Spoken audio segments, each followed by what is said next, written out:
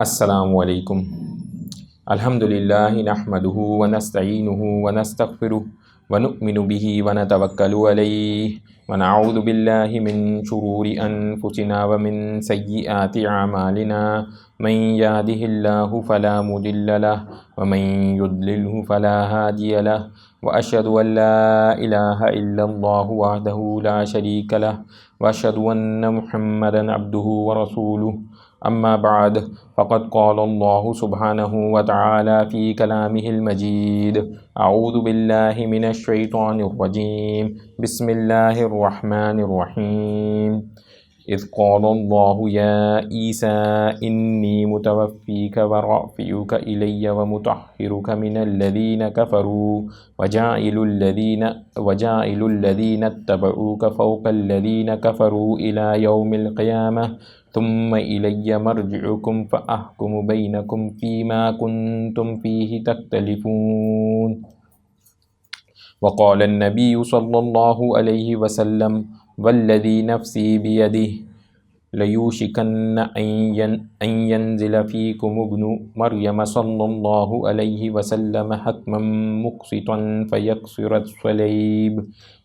الصلیب آمنت باللہ صدق اللہ العلی العظیم وصدق رسولہ النبی الکریم۔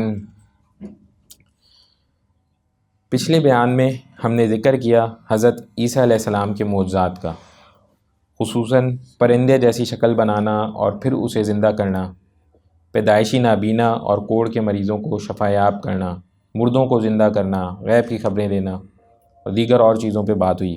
حضرت عیسیٰ علیہ السلام اپنے سے پہلی کتاب توریت کی تصدیق کرنے کے بارے میں بات ہوئی۔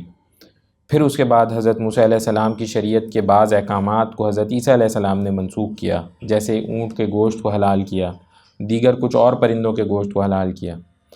پھر حضرت عیسیٰ علیہ السلام کا لوگوں سے مدد کا مطالبہ اور حواریوں کے مدد کا اعلان کے بارے میں ہم نے ذکر کیا۔ پھر ہم نے یہ بھی دیکھا کہ نیکی کا حکم دینا اور برائیوں سے روکنا کس قدر ضروری ہے۔ یہودیوں کا حضرت عیسیٰ علیہ السلام کو قتل کرنے کا منصوبہ بنانا اور اللہ تعالیٰ کا منصوبہ جو اس سے بہتر، اس کے بارے میں بات ہوئی۔ آج انشاءاللہ اس سے آگے سلسلہ شروع کریں گے۔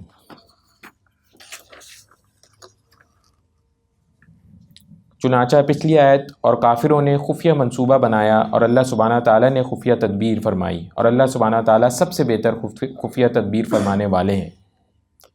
تو یہ بات ہوئی تھی آخر میں۔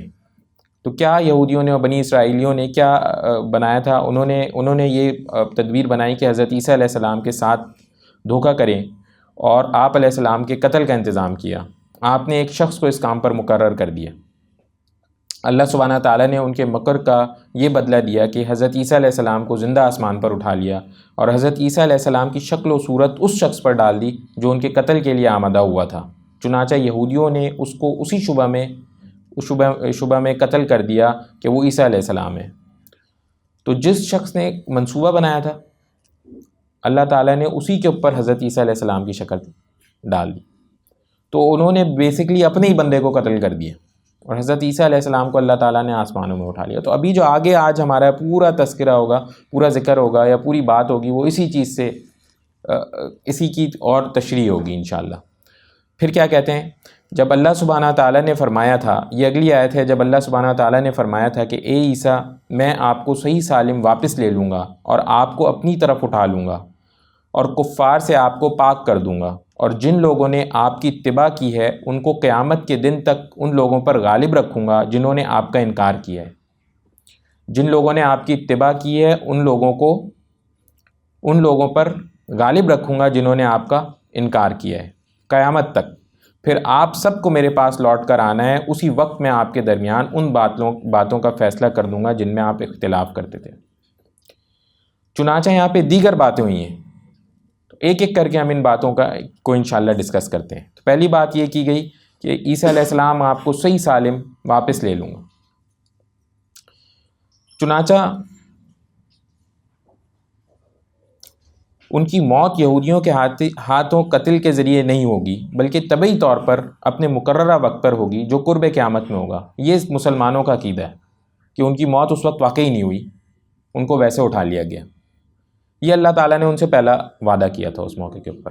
دوسری بات انہوں نے کیا کی، اس کی ایک آگے بھی سورہ نساء کی کچھ آیتوں میں ہم جب آئیں گے تو وہاں کے اوپر بھی آتا ہے، جس کا ترجمہ کچھ یوں بنتا ہے، انہوں نے یقیناً ان کو قتل نہیں کیا ہے بلکہ ان کو تو اللہ تعالیٰ نے اپنی طرف اٹھا لیا، جبکہ وہ دونوں یہ سمجھتے ہیں، یعنی عیسائی خود بھی سمجھتے ہیں کہ وہ قتل کر دیے گئے اور پھر قتل ہونے کے بعد دوبارہ زندہ کیے گئے اور پھر اوپر اٹھا لیے گئے، اور یہودی تو یہ سمجھتے ہیں کہ ہم نے ان کو قتل کیا ہے۔ مسلمانوں کا یہ ہے کہ نہیں، قتل ہی نہیں ہوئے، تو وہ انشاءاللہ آگے اور تفصیل میں دیکھا جائے گا۔ دوسرا وعدہ کیا ہوا، فی الحال آپ کو آسمان کی طرف اٹھا لیا جائے گا، یہ وعدہ اسی وقت پورا کر دیا گیا تھا جب اللہ تعالیٰ نے ان سے کہا کہ آپ کو آسمان کی طرف اٹھا لیا جائے گا، تو یہ وعدہ اسی وقت پورا ہو گیا تھا۔ حقیقت یہ کہ کفار و مشرکین کی مخالفت تو انبیاء علیہ السلام سے ہمیشہ ہی چلتی رہی ہے۔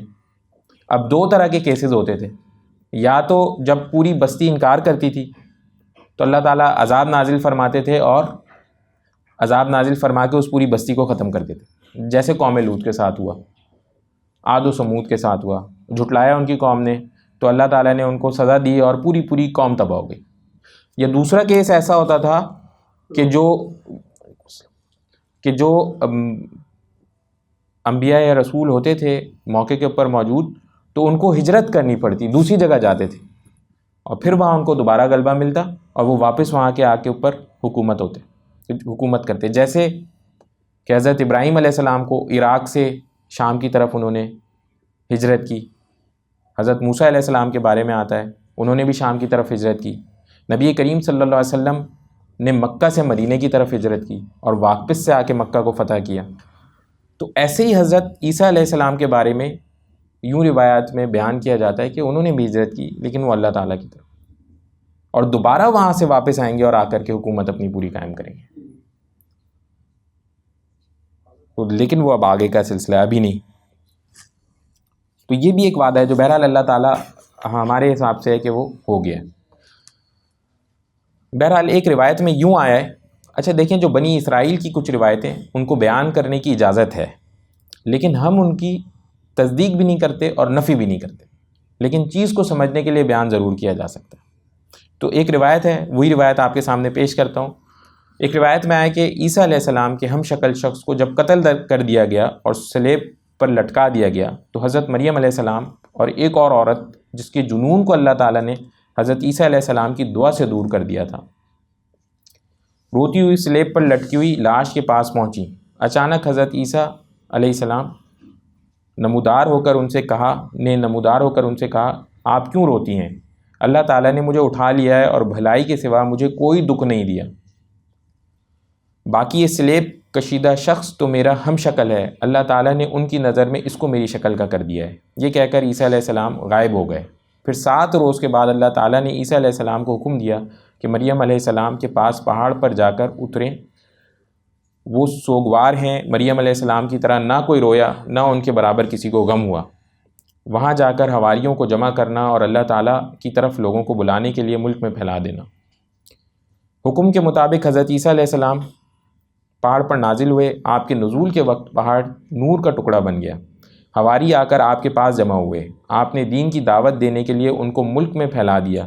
اس کے بعد اللہ تعالیٰ نے آپ کو اٹھا لیا۔ صبح ہوئی تو حضرت عیسیٰ علیہ السلام نے جس حواری کو جس کی ہدایت کے لیے مقرر فرمایا تھا اس حواری نے اس کی زبان میں گفتگو کی، یعنی وہ اتنا پھیلے وہ کل 12 تھے، کل تعداد آتی ہے 12 میں سے غالباً روایت میں آتا ہے کہ ایک نے جو ہے وہ ان کے ساتھ دھوکہ کیا تھا، تو جس کے اوپر حضرت عیسیٰ علیہ السلام کی شکل ڈالی گئی تھی، تو باقی 11 یا کتنے جو اس وقت موجود تھے اس کا علم موجود نہیں ہے، تو ان کو انہوں نے حکم کیا کہ آپ پھیل جائیں۔ حالانکہ حضرت عیسیٰ علیہ السلام نے صرف 3 سال نبوت کے بعد کا وقت گزارا ہے، یعنی غالباً روایت میں آتا ہے کہ 30 سے 33 سال کی عمر میں ہی ان کا اتنی سال ان کو ملی تبلیغ کے لیے، اور عیسائیت خوب پھیلی ہے۔ اس وقت بھی دیکھا جائے تو سب سے زیادہ عیسائیت کو ماننے والے، عمل کرنے والے نہیں ہیں، ماننے والے بہرحال زیادہ ہیں، تو وہ پوری دنیا میں اس طرح پھیلی ہے، اور وہ کوئی گنتی کے 10 11 یا جتنے بھی حواری تھے اس وقت موجود، وہ پھر لے کر کے اس چیز کو چلے تھے، اور ان کو اللہ تعالیٰ نے اس وقت پھر یہ ساری صلاحیتیں بھی دی، دیگر زبانوں میں انہوں نے بات کرنا شروع کی، اور لوگوں کو بہت پوری دنیا میں چاروں طرف پھر عیسائی پھیلے اس طرح سے۔ پھر اس کے بعد اللہ تعالیٰ نے اسی آیت میں کیا وعدہ کیا حضرت عیسیٰ علیہ السلام کو دشمنوں کی تہمتوں سے پاک کرنے کا، یعنی جب انہوں نے کہا کہ میں آپ کو پاک کروں گا کافروں سے، تو یہ کب پورا ہوا؟ جب نبی کریم صلی اللہ علیہ وسلم آ گئے۔ وہ اس طرح کہ نبی کریم صلی اللہ علیہ وسلم جب تشریف لائے تو یہود کے سارے الزامات کو صاف کر دیا۔ مثلا یہود حضرت عیسیٰ علیہ السلام کے نسب پر بغیر والد کے پیدا ہونے کی وجہ سے طعن کرتے تھے۔ قرآن مجید نے ان کے اس الزام کو یہ کہہ کر صاف کر دیا کہ وہ محض اللہ تعالیٰ کی قدرت اور ان کے حکم سے بغیر والد کے پیدا ہوئے، اور یہ کوئی تعجب کی بات نہیں۔ حضرت آدم علیہ السلام تو بغیر ماں اور باپ کے پیدا ہوئے، وہ زیادہ قابل تعجب ہے۔ تو وہ ایسی باتیں کرتے تھے حضرت عیسیٰ علیہ السلام کے بارے میں، وہ کرتے تھے کہ آج بھی کرتے ہیں، تو وہ ان کے تو انکاری ہیں۔ تو قرآن نے آ کر کے ان کو پاک کیا، اور نبی کریم صلی اللہ علیہ وسلم کے ذریعے ساری باتیں ہم تک پہنچیں کہ نہیں بھائی وہ اب ظاہری بات ہے، عیسائیت والے تو یہ مانتے ہی تھے کہ نہیں بھائی یہ اللہ تعالیٰ کی طرف سے ہیں، مگر خیر وہ دوسری طرف نکل جاتے تھے۔ تو اس کو بھی آ کے قرآن نے واضح کیا۔ چوتھا وعدہ ہے، بڑا اہم وعدہ ہے۔ وہ کیا وعدہ ہے؟ کہ آپ کی اتباع کرنے والوں کو آپ کا انکار کرنے والوں پر قیامت تک غالب رکھا جائے گا۔ یہ بہت بڑا وعدہ ہے عیسائیوں کے ساتھ جو کیا گیا۔ اب لوگ یہاں یہ سمجھیں گے کہ بھائی تو مسلمانوں کا کیا بنے گا، تو ایسا نہیں ہے، اس کو سمجھنے کی ضرورت ہے۔ مسلمان جتنے بھی ہیں حضرت عیسیٰ علیہ السلام کے اوپر ایمان لاتے ہیں نہیں؟ مانتے ہیں کہ حضرت عیسیٰ علیہ السلام بھی اللہ کے بھیجے ہوئے بندے تھے، لاتے ہیں نا؟ نہیں پکی بات ہے نا، ہمارا تو تصور ہی اس کے بغیر کوئی ہے نہیں، تو ہم تو تمام کے اوپر پورا ایمان لے کر کے آتے ہیں۔ ہاں یہ پکی بات ہے کہ مسلمان بھی اس وعدے میں شامل ہیں۔ تو مسلمان اور عیسائی بھی جو حضرت عیسیٰ علیہ السلام کی کو مانتے ہیں، ان کے لیے یہ وعدہ ہے کہ قیامت تک اللہ تعالیٰ ان کو دشمنوں پہ غالب رکھیں گے۔ چنانچہ یہودیوں کے اوپر یا مشرکین کے اوپر کئیوں سالوں کی آپ اٹھا کر کے دیکھ لیں تاریخ، تو یا تو مسلمان غالب رہیں یا عیسائی غالب رہیں، وہ خود کبھی بھی نہیں غالب ہو پائے، غلبہ پا پائے۔ آج بھی اگر دیکھیں اسرائیل جو بنا ہوا ہے اور یہودیوں کا ایک مرکز ہے، تو جب UN میں کوئی ووٹ ڈلتا ہے تو اس کے حق میں ووٹ ڈالنے والا ایک ملک ہوتا ہے، وہ یونائٹڈ اسٹیٹس، عیسائیوں۔ تو آج بھی وہ عیسائیوں کے زیر سایہ ہی ہیں۔ تو جس دن یہ سارے پیچھے ہٹیں گے تو وہ پھر وہ کچھ اس کی حقیقت باقی نہیں رہ جاتی۔ تو آج بھی کسی نہ کسی نے ان کو پال پوس کے رکھا ہوا ہے۔ تو جب یہ بن بھی رہا تھا اس وقت بھی جا کے دیکھا جائے تو سازشیں چلیں چاہے جتنی بھی ہوتی رہیں، تو عیسائیوں نے ان کی باقاعدہ مدد کی، تب جا کے انہوں نے اس جگہ کو اپنے حصے میں لیا، ورنہ نہیں یہ کسی بھی صورت نہیں قابو پا سکتے تھے اس کے اوپر۔ آج بھی کوئی چھوٹا سا مسئلہ ہوتا ہے تو پہلی نظر ان کی دیگر انہی ممالک کی طرف ہوتی ہے، خواہ وہ یونائٹڈ اسٹیٹس تو بنا کے رکھتے ہیں، ان سے بھی بنا کے رکھتے ہیں، رشیا سے بھی بنا کے رکھتے ہیں کہ کہیں کوئی اس طرح کا سلسلہ نہ ہو جائے کہ یہ ہمارے پشت پر سے ہٹ جائیں تو ہمارے لیے مشکل بن جائے۔ تو آج بھی یہ قیامت تک کی ان کے اوپر فکس ہوئی ہوئی ایک چیز۔ بہرحال ایک آدھ روایت میں یوں بھی آتا ہے کہ قرب قیامت کے وقت ان کو بہرحال غلبہ ضرور ہوگا، لیکن وہ نہیں پتہ کہ پھر بھی کہ ان کے بغیر ہوگا کہ نہیں، یہ ایک الگ بات ہے۔ ہاں انہی کی بیس کے اوپر ہو تو کیا کیا جا سکتا ہے۔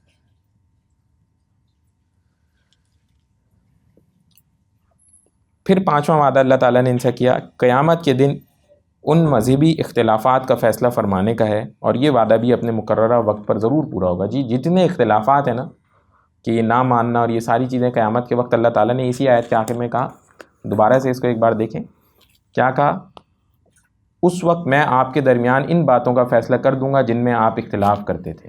یعنی جتنا یہ جو یہودی نصرانی آپس میں لڑتے رہیں، ان ساروں کا اختلاف اللہ تعالیٰ قیامت والے دن صاف صاف پیش کر دیں گے کہ جی یہ ہے سچویشن۔ پھر حضرت عیسیٰ علیہ السلام کے بارے میں یہ بھی سمجھا جائے کہ واقعی کیا سلسلہ ہے، تھوڑا سا وہ ہم مسلمانوں کے اعتبار سے بھی اس بات کو انشاءاللہ کوشش کرتے ہیں کہ سمجھائیں۔ تو نصرانی یہ کہتے ہیں کہ حضرت عیسیٰ علیہ السلام کو سولی دی گئی، سولی دینے کے بعد دوبارہ زندہ ہوئے اور پھر اللہ نے ان کو اٹھا لی۔ اچھا جو یہودیوں اس بات کے قائل ہی نہیں ہیں کہ وہ کوئی اللہ کے بندے تھے، تو وہ اس بات پہ خوش ہوتے رہتے ہیں آج تک کہ ہم نے ان کو واقعی قتل کیا۔ مسلمانوں کا یہ ہے ہی نہیں کانسیپٹ۔ مسلمانوں کا کانسیپٹ کیا ہے کہ ان کو سولی دی گئی، نہ ان کو سولی دی گئی، نہ قتل کیا گیا، بلکہ ان کو آسمان پر زندہ اٹھا لیا گیا، اور آخرت یعنی قیامت میں آسمان سے نازل ہو کر یہودیوں پر فتح یاب ہوں گے اور آخر میں طبعی موت سے وفات پائیں گے۔ اور اسی عقیدے پر امت مسلمہ کا اجماع ہے، پورے مسلمان اسی چیز کے اس میں کہ حضرت عیسیٰ علیہ السلام ویسے ہی اٹھائے گئے اور ویسے ہی واپس بھیجے جائیں گے، اور پوری عمر یہاں آ کے مکمل کریں گے، اور پھر طبعی موت ان کی ہوگی اس طرح سے۔ چنانچہ کچھ حدیثیں ہیں وہ میں آپ کے سامنے پیش کرتا ہوں۔ صحیح مسلم کی حدیث ہے، سیدنا ابو ہریرہ رضی اللہ عنہ سے روایت ہے کہ رسول اللہ صلی اللہ علیہ وسلم نے فرمایا، قسم ہے اس ذات کی جس کے قبضے میں میری جان ہے، البتہ قریب ہے جب مریم علیہ السلام کے بیٹے عیسیٰ علیہ السلام تم لوگوں میں منصفانہ فیصلہ کرنے والے بن کر اتریں گے، اور اس شریعت یعنی شریعت محمد صلی اللہ علیہ وسلم کے موافق عادلانہ فیصلے کریں گے، اور سلیب کو توڑ ڈالیں گے، خنزیر کو مار ڈالیں گے، اور جزیے کو موقوف کر دیں گے، اور لوگوں کے پاس مال کی فراوانی ہوگی یہاں تک کہ کوئی مال لینے والا نہیں ہو۔ قیامت کے قریب یہ سلسلہ ہوگا، کوئی مال لینے والا نہیں ہوگا، اور شریعت محمدیہ ہی چلے گی پھر اس وقت۔ پھر ایک اور حدیث میں آتا ہے، سیدنا حذیفہ بن اسید غفاری رضی اللہ عنہ سے روایت ہے کہ رسول اللہ صلی اللہ علیہ وسلم نے ہمارے پاس تشریف لائے اور ہم باتیں کر رہے تھے۔ آپ صلی اللہ علیہ وسلم نے فرمایا، کیا باتیں کر رہے تھے؟ ہم نے کہا، ہم قیامت کا ذکر کر رہے تھے۔ آپ صلی اللہ علیہ وسلم نے فرمایا، جب تک 10 نشانیاں نہیں دیکھ لو گے تب تک قیامت نہیں قائم ہوگی۔ 10 نشانیوں کا ذکر فرمایا، پھر ذکر کیا دھوئیں کا اور دجال کا، زمین کے جانور کا، سورج کا مغرب سے نکلنا، 5واں ذکر تھا کہ سیدنا عیسیٰ علیہ السلام کے اترنے کا، یاجوج ماجوج کے نکلنے کا، 3 جگہ کا خسف ہونے کا یعنی زمین میں دھنسنا، ایک مشرق میں، دوسرا مغرب میں، تیسرا جزیرہ عرب میں، اور ان سب نشانیوں کے بعد ایک آگ پیدا ہوگی جو لوگوں کو یمن سے نکالے گی اور ہانکتی ہوئی محشر کی طرف لے جائے گی۔ تو ابھی تک ہم نے الحمدللہ ان میں سے کوئی نہیں ہوتے ہوئے دیکھی۔ آگے حالات بہرحال بہت ہی مختلف سے ہوتے جا رہے ہیں، لیکن ہمیں نہیں، ابھی ہماری آنکھوں کے سامنے نہیں، اور یہ بھی کافی سارا ٹائم ہے، مطلب حضرت عیسیٰ علیہ السلام کا آنا اور پھر یہ پوری حکومت قائم ہونا، ان ساری چیزوں میں کافی ٹائم ہے۔ شکر ہے اللہ کا الحمدللہ بچے ہوں اس والی کیفیت سے۔ ایک اور حدیث میں آتا ہے، سیدنا جابر بن عبداللہ رضی اللہ عنہ سے روایت ہے، میں نے رسول اللہ صلی اللہ علیہ وسلم کو یہ فرماتے ہوئے سنا ہے کہ میری امت کا ایک گروہ ہمیشہ لڑتا رہے گا حق پر، قیامت کے دن تک وہ غالب رہے گا۔ حق پر لڑتا رہے گا، قیامت کے دن تک وہ غالب رہے گا۔ عیسیٰ بن مریم علیہ السلام آسمان سے اتریں گے تو مسلمانوں کا امیر ان سے عرض کرے گا، تشریف لائیے ہمیں نماز پڑھائیے۔ تو مسلمانوں کا امیر ان سے کہے گا، تشریف لائیے اور ہمیں نماز پڑھائیے۔ اس کے جواب میں حضرت عیسیٰ علیہ السلام فرمائیں گے، اس وقت میں امامت نہیں کروں گا، تم میں سے بعض پر امیر ہیں، یعنی حضرت عیسیٰ علیہ السلام اس وقت امامت سے انکار فرما دیں گے اس فضیلت و بزرگی کی بنا پر جو اللہ تعالیٰ نے اس امت کو عطا فرمائی ہوگی۔ سبحان اللہ، یہ اللہ تعالیٰ نے اتنی بڑی فضیلت عطا فرمائی ہوگی، یہ اس وقت کے امیر کو ملے گی، اور وہ اس کی اقتداء میں نماز پڑھیں گے، اور یہ وہ گروہ ہوگا جو پھر حق کے اوپر رہتے ہوئے قیامت تک غالب رہے گا۔ چنانچہ یہ ساری چیزیں جو کہ ہمیں پتہ ہونی چاہیے، اور اس کے اوپر ہمارا بالکل پکا کلیئر ہونا چاہیے کہ جی یہ اس طرح سے پورا کانسیپٹ ہے، اسلام ہمیں ایسے سمجھاتا ہے حضرت عیسیٰ علیہ السلام کے بارے میں، اور کوئی دوسری تیسرے خیالات دماغ میں نہیں ہونے چاہیے۔ تو یہ اسی ایک آیت کی تفسیر میں اتنی ساری باتیں ہوئی ہیں، تو انشاءاللہ اب اس سے آگے کا شروع کرتے ہیں سلسلہ۔ چنانچہ جن لوگوں نے کفر اپنا لیا ہے ان کو تو میں دنیا اور آخرت میں سخت عذاب دوں گا، اور ان کے لیے کوئی مدد کرنے والا نہیں ہوگا۔ چنانچہ ادھر دنیا آخرت میں عذاب کی بات ہو رہی ہے۔ آج ہم لوگ بولیں گے وہ بھائی کافر حضرات تو بڑے عیش و عشرت میں، کون سا دنیا کا عذاب، سارا تو مسلمانوں کے ہی اوپر ہے۔ بھائی پہلی بات تو یہاں کے اوپر صرف بات ابھی پہلی آیت میں یہ کافروں کے بارے میں، تو اس کو یوں سمجھ لیں کہ ان کو اللہ تعالیٰ نے دنیا آخرت کا تو ہم سبوں کو بڑا کلیئر ہے کہ آخرت میں ان کے ساتھ کیا ہونا چاہیے، کیا ہوگا۔ دنیا کے معاملے میں بھی ایک بات کو دماغ میں رکھیں، دیکھیں بہت زیادہ مال آ جانا اور یہ بہت زیادہ قوت دیکھنے کے لیے بن جانا، یہ کوئی زاویہ نہیں ہے کامیابی کا، یا کوئی یہ زاویہ نہیں ہے خوشحالی کا، یہ کوئی نہیں ہے نصاب۔ بلکہ الٹا ہے. اگر واقعی ایسا ہوتا، آپ تھوڑا سا اسٹڈی کریں، ریسرچ کر کے جا کے دیکھیں کہ دنیا میں سب سے زیادہ سوسائڈز کہاں ہوتی ہیں. آپ دیکھ کے حیران ہوں گے، پہلے 50 60 70 ممالک میں 60 70 مسلمان ممالک ہیں، کوئی مسلمان ممالک نہیں ہے، سارے کے سارے یہی والے ہیں، مشرک ہیں، عیسائی والے ہیں، یہ سارے کے سارے. اور بھی کیا کیا مسئلے نہیں ہیں، سکون نام کی تو چیز، اور فیملی بہت ساری چیزوں سے تو بالکل ہی اٹھا لیے گئے. تو اتنی طاقت، اتنا مال، یہ سب کچھ ہونے کے باوجود بھی اگر خودکشیاں کرتے ہیں تو پھر یہ کیا بات بنی؟ اس کے باوجود بھی کوئی فیملی نظام نہیں رہ جاتا. تو کیا آج حالت یہ ہو گئی ہے، اللہ تعالیٰ معاف فرمائے، اللہ تعالیٰ معاف فرمائے، جس گناہ کی وجہ سے قوم لوط تباہ کی گئی. آپ پیچھے کوئی 2-3 دنوں کا جا کے بیان پڑھ کر کے دیکھ لیں یا نیوز پڑھ کے دیکھ لیں. عیسائیوں کا ایک بہت بڑا یعنی جو سب سے بڑا ان کا پادری ہے، اس نے کہا کہ بھئی یہ تو کرنے دو، اس میں کیا ہے، وہ بھی تو انسان ہے. تو بالکل ہی کوئی ان کی اصل باقی کوئی نہیں رہی. تو یہی اللہ تعالیٰ قرآن میں کہتے ہیں کہ ہم انہیں اپنا آپ بھی بھلا دیتے ہیں، وہ ہیں کیا وہ بھی بھول جاتے ہیں. انسانوں میں اور جانوروں میں انہوں نے کوئی فرق چھوڑا ہی نہیں. بہت سارے جانور بھی اس طرح کا فیل نہیں کرتے جو ان کا حال ہو گیا. تو یہ ذریعہ نہیں ہے صرف ہم یہ کہہ لیں کہ جی ان کے پاس تو ورلڈ پاور ہے، سپر پاور ہے. سپر پاور کے اندر کی حالت تو دیکھو نا بھائی، ان کی زندگیاں تو دیکھو، نیند کی گولیاں کھاتے ہیں زندہ رہنے کے لیے، پتہ نہیں کیا کیا تو سلسلے ہیں. پھر اللہ تعالیٰ اس کے بعد کیا کہتے ہیں؟ البتہ جو لوگ ایمان لائے ہیں اور انہوں نے نیک عمل کیے ہیں، ان کو اللہ سبحانہ تعالیٰ ان کا پورا ثواب دیں گے، اور اللہ سبحانہ تعالیٰ ظالموں کو پسند نہیں کرتا. تو مومنین کے لیے جو خوشی کی بات ہے، وہ سب سے بڑی بات کیا ہے؟ تکلیفیں پریشانیاں ان کے لیے یہاں بھی ہیں، ایسی بات نہیں ہے. تو ان کی تکلیفیں پریشانیاں ان کے لیے ان کے گناہوں کا کفارہ بن جاتے ہیں. کافروں کا یہ کفارہ بھی نہیں ہے. ان کو جو تکلیفیں عذاب مل رہی، کچھ آخرت میں کمی نہیں کی جائے گی. ہم اپنا حال خود دیکھیں مسلمانوں کا، تو ہم ظاہری بات ہے، ہمیں تو آخرت میں ہم سے تو جنت کا وعدہ ہے نا، آسانی والا معاملہ ہے ہمارے ساتھ. تو ہمارے تو آدھے گناہوں کو ہم سے یہیں پر دھویا جاتا ہے. ہم اپنے حالات پہ تو نظر ڈالیں، کیا حرکتیں ہم کرتے ہیں. اور پھر زوال کا سبب یہی ہے. اس کے باوجود بھی اللہ تعالیٰ رحم فرماتے ہیں ہمارے اوپر کہ ہمارا عقیدہ ایسا ہے تو جس کی وجہ سے ہم بچے ہوئے. ورنہ حالات تو کوئی نہیں. آپ دیکھیں نا کتنی فرض نمازیں کہاں پوری کی جاتی ہیں. کتنے لوگ ہیں جو جماعتوں کا اہتمام کر رہے ہیں، نمازوں کا اہتمام کر رہے ہیں، اور آگے اس سے کیا بات کی جائے؟ اللہ کے احکامات کو بجانے کی اور کیا بات کی جائے؟ یہیں پہ آ کے فل اسٹاپ لگ جاتا ہے. پھر اس کے بعد اے پیغمبر صلی اللہ علیہ وسلم، یہ وہ آیتیں اور حکمت برا ذکر ہے جو ہم آپ کو پڑھ کر سنا رہے ہیں. چنانچہ یاد رہے آپ کو یہ بات پتہ ہونی چاہیے، اس سورت کی شروع میں ہم نے یہ بتایا تھا کہ پورا ایک وفد جو کہ عیسائیوں کا تھا وہ آپ کے پاس آیا تھا اور آ کر کے آپ سے ڈسکشن شروع کی تھی. تو یہ اتنی ساری انفارمیشن نبی کریم صلی اللہ علیہ وسلم کا ان کو بتانا اور بہترین طریقے سے بتانا، یہ عام بات نہیں تھی. ان کے نزدیک ان کے کوئی اچھے عالم بھی اس طرح سے تذکرہ نہیں کر سکتے تھے جیسے نبی کریم صلی اللہ علیہ وسلم نے ان سے کیا. چنانچہ ایک اور قصہ آپ کے سامنے پڑھ کر سناتا ہوں.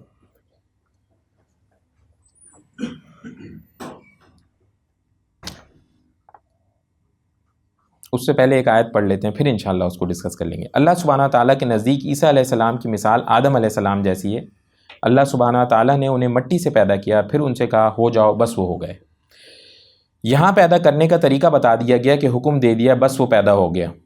مطلب یہ کہ آدم علیہ السلام کے باپ نہیں تھے، نہ پیٹ میں رہنے اور نہ دودھ پینے اور نہ دودھ چھوڑنے کی نوبت آئی. عیسیٰ علیہ السلام کی پیدائش کی حالت بھی وہ عجیب ہے کہ بغیر باپ کے پیدا ہوئے، مگر آدم علیہ السلام کی پیدائش کی حالت اس سے بھی زیادہ عجیب ہوئی ہے کہ بغیر ماں باپ کے پیدا ہوئے. ان کی پیدائش پر تعجب ہونے میں دونوں کی حالت مشترک ہے، مگر ایک میں کم تعجب ہے اور ایک میں زیادہ تعجب ہے.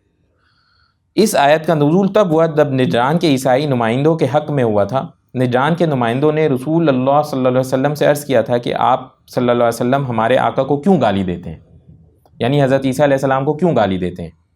حضور اکرم صلی اللہ علیہ وسلم نے پوچھا میں کیا کہتا ہوں؟ وہ بولے آپ صلی اللہ علیہ وسلم ان کو بندہ کہتے ہیں. فرمایا بے شک وہ اللہ تعالیٰ کے بندے ہیں، اللہ کے رسول اور اللہ کے کلمے یعنی صرف حکم تھے جو مریم علیہ السلام کے بطن میں اللہ تعالیٰ نے ڈال دیا تھا. یہ سن کر اہل وفد کو غصہ آ گیا اور کہنے لگے کہ آپ نے کوئی آدمی ایسا دیکھا ہے جو بن باپ کے پیدا ہوا ہو؟ یہ خود وہ کہنے لگے کہ آپ نے کوئی آدمی ایسا دیکھا ہے جو بن باپ کے پیدا ہوا ہو۔ اس گفتگو کے بعد اللہ تعالیٰ نے وفد نجران کو لاجواب بنانے اور خاموش کر دینے کے لیے یہ آیت نازل فرمائی۔ تو اس میں انہوں نے صاف طور پہ کیا کہا؟ اللہ سبحانہ تعالیٰ کے نزدیک عیسیٰ علیہ السلام کی مثال آدم علیہ السلام جیسی ہے۔ اللہ سبحانہ تعالیٰ نہ انہیں مٹی سے پیدا کیا، پھر ان سے کہا ہو جاؤ، بس وہ ہو گئے۔ چنانچہ ایک روایت میں آتا ہے کہ ابن حاتم نے حسن بصری کا قول بیان کیا ہے کہ نجران کے 2 راہب رسول اللہ صلی اللہ علیہ وسلم کی خدمت میں حاضر ہوئے اور ایک نے پوچھا عیسیٰ کا باپ کون تھا؟ رسول اللہ صلی اللہ علیہ وسلم کی عادت تھی کہ اللہ تعالیٰ کا حکم آنے سے پہلے آپ فوراً ہی جواب نہیں دیا کرتے تھے۔ اس پر یہ آیت نازل ہوئی اور وہ راہب لاجواب ہو گئے، کیونکہ بغیر ماں باپ کے آدم علیہ السلام بھی پیدا ہوئے اور اس کے اوپر ان کا بھی پورا یقین ہے۔ اس کو ایز اٹ از یہود بھی مانتے ہیں کہ حضرت آدم علیہ السلام بغیر ماں باپ کے پیدا ہوئے، تو بھائی یہ ان کو ایسا ماننے میں کیا مسئلہ ہے؟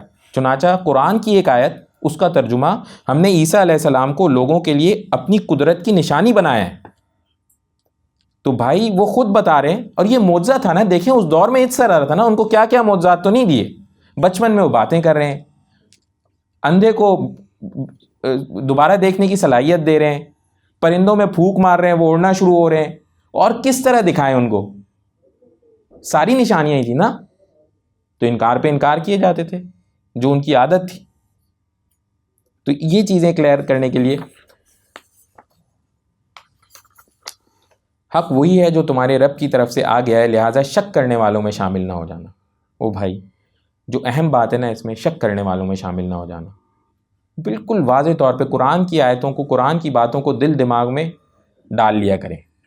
یہ بات سامنے آ جائے، اب آج کے دور میں بھی لوگ الٹی سیدھی باتیں بناتے ہیں، بالکل کسی طرح کی کوئی شک و شبہات کی بات نہیں، ہمیں پتہ ہے یہ ایسے ہوا ہے اور یہ حق ہے۔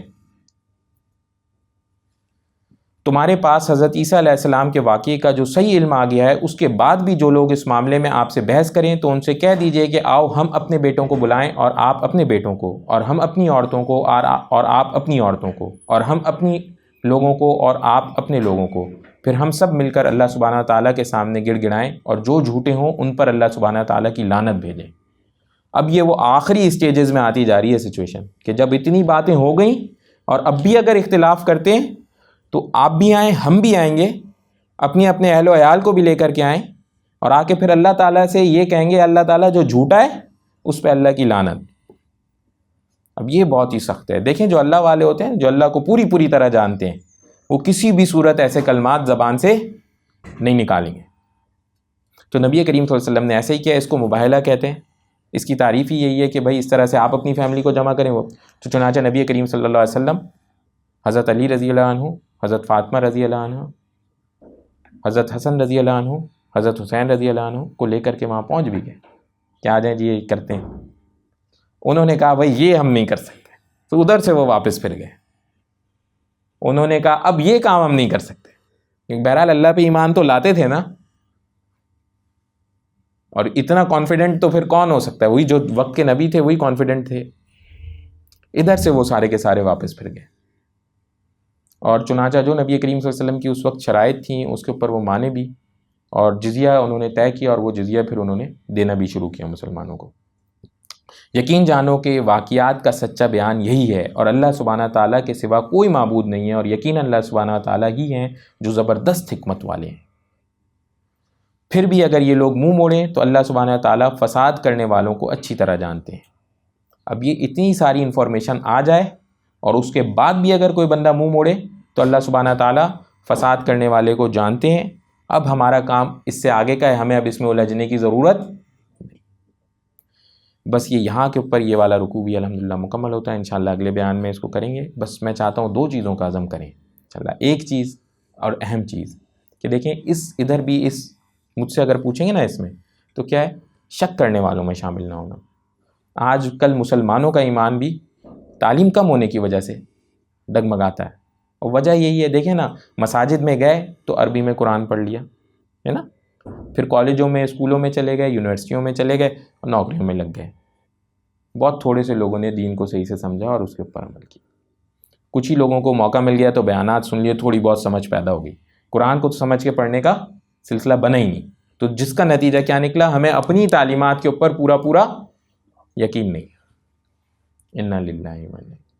تو صرف یہ کوئی بات نہیں، علم نہیں ہے، ایک دماغ بنا لیں. وہ کیا کہ دیکھیں جو بات قرآن میں وہ 100% حق ہے، سچ ہے، کوئی اس میں کسی طرح کا شک نہیں ہے. دوسری بات، کسی اس طرح کی بحث مباحثے میں پڑھنے کی ضرورت ہی نہیں. بولیں بھائی ہمارے پاس نہ یہ علم ہے نہ یہ ہمارا کام ہے، تو علماء حضرات ہیں جائیں ان سے بات کریں.